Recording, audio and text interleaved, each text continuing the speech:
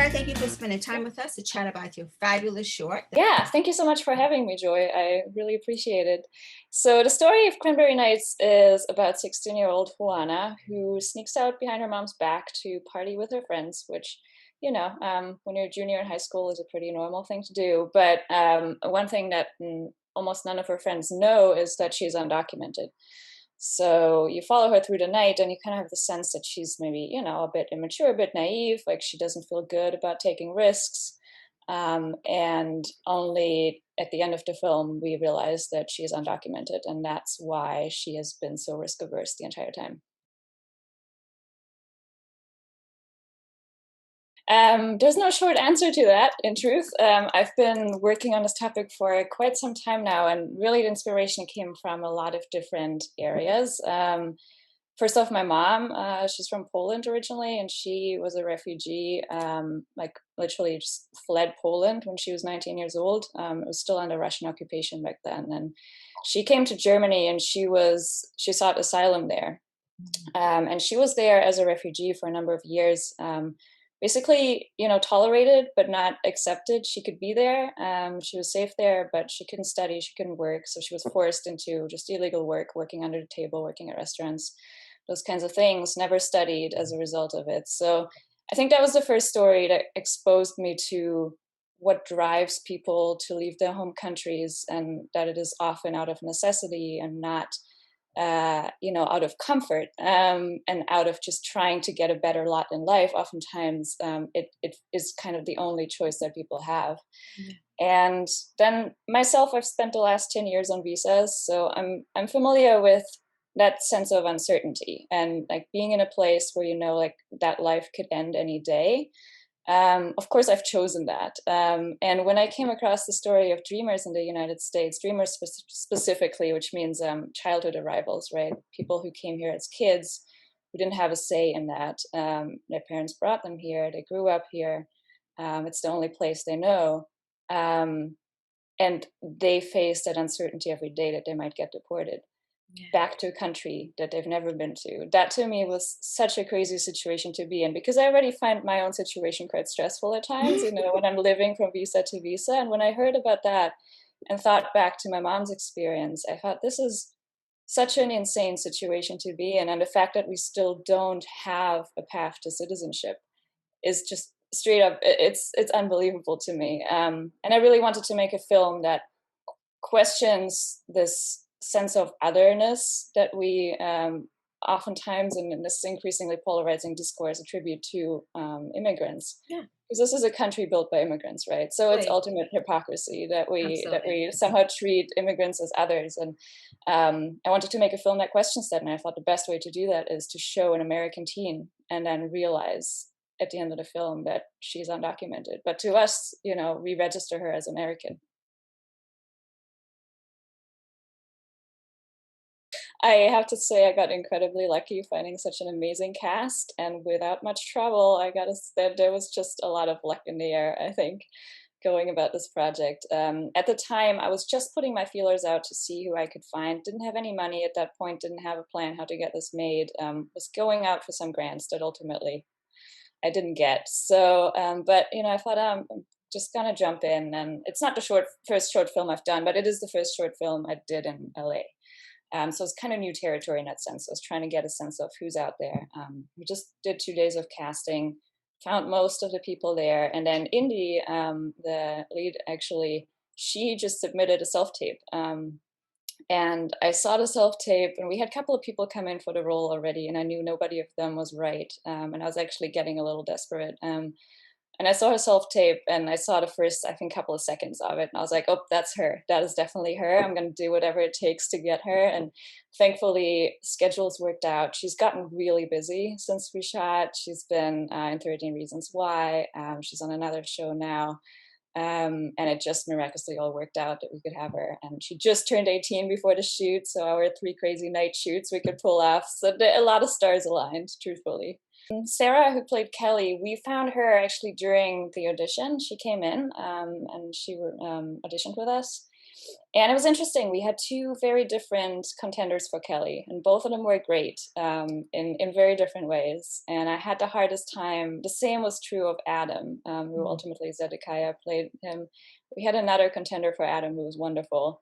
And it was a really, really heart wrenching decision to make. We did end up doing callbacks. We took a whole day to bring everybody in and mm, just did different variations, like mix people up differently. So they were just hanging out there all day, chatting, and which was also really great because by the end of the day, they kind of become friends. mm. It really helped the film too. And I think at the end of that day, we had a very clear idea of what the best group mix up was. And it was still very hard to tell the others that they didn't make it because everyone was so great. But it was really ultimately that group dynamic that sold us on all the supporting characters. The short of the long story is that we worked on a pretty very very basic commercial. It was one of those that we pulled together on a complete shoestring, and we brought him on. This was for a production company that I used to work for in LA. I was producing there.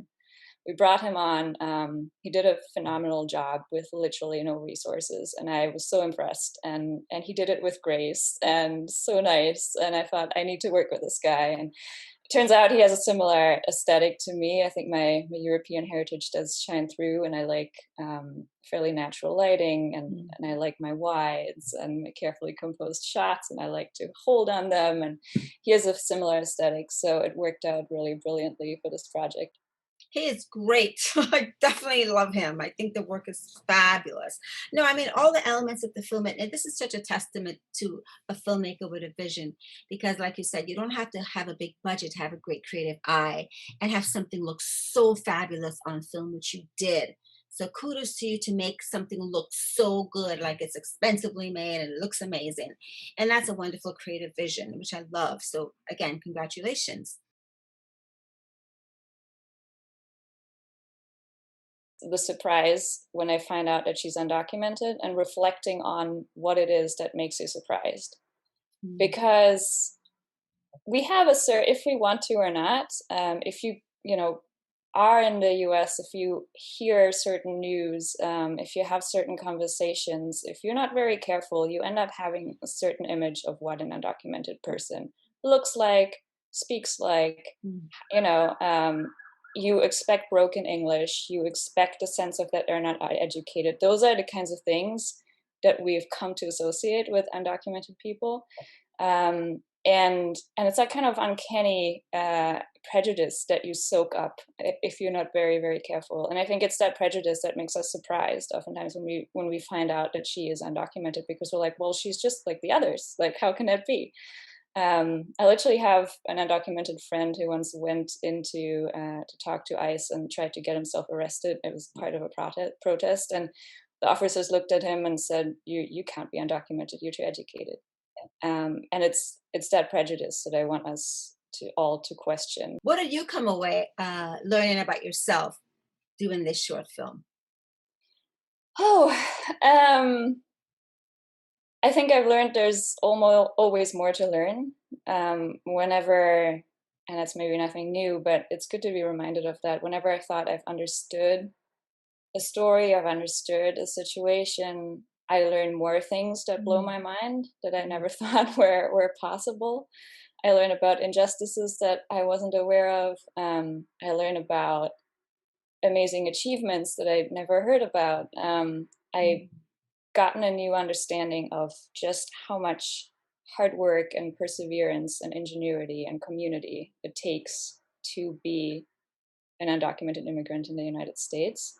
Um, and I think it also made me reflect on my own experience mm, as an immigrant, and what it took for me to be where I am here, and how that would have looked like, if I didn't have some of the support I had. Because when I talk to my friends, I frequently get this sort of feedback of, wow, like, look at everything you've done, and like, you managed to get here and all by yourself, and you figured it out with scholarships and work, and, made it all happen. You don't have family support here. And as a filmmaker, you can imagine, like, you draw a lot on those networks, and I don't have them being here. I had to mm, build all of that. So it takes a lot of work. And yet I had so much on my side too, mm. So it made me think about that a great deal.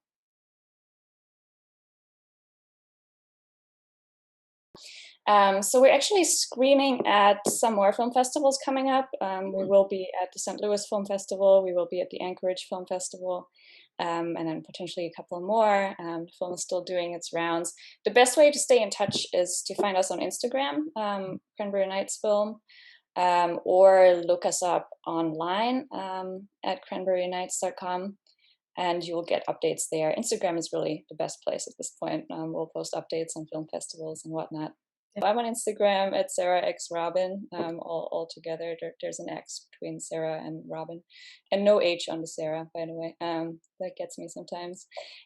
So I'm there, and so another good way is just to sign up for the newsletter through the Cranberry Nights website, and I'm the one running that. So it's an easy way to get in touch with me as well, to just reach out there.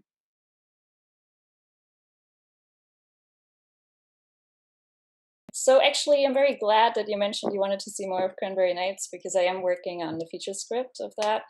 That was always the plan. So I made the short as a proof of concept, and it was kind of on purpose to leave things open enough that people, want to see more and want to learn more. So I'm glad it did that. That's really good to hear.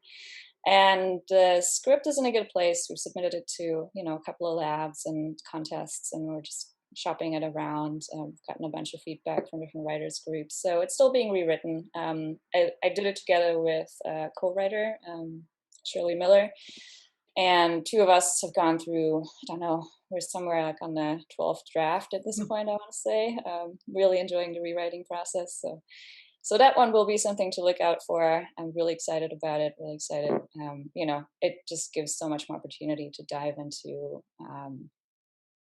just the many layers, as you mentioned, of this story, and be a bit clearer on political statements, but also just have some fun with cultural critique. To me, that whole story is mostly really a critique of of my culture, of whiteness, of privilege, of the naivete that comes with privilege, and breaking through that and seeing characters come to terms with understanding the reality of another person and their struggles. And we had a lot of fun with that in the feature, so I'm really excited about that.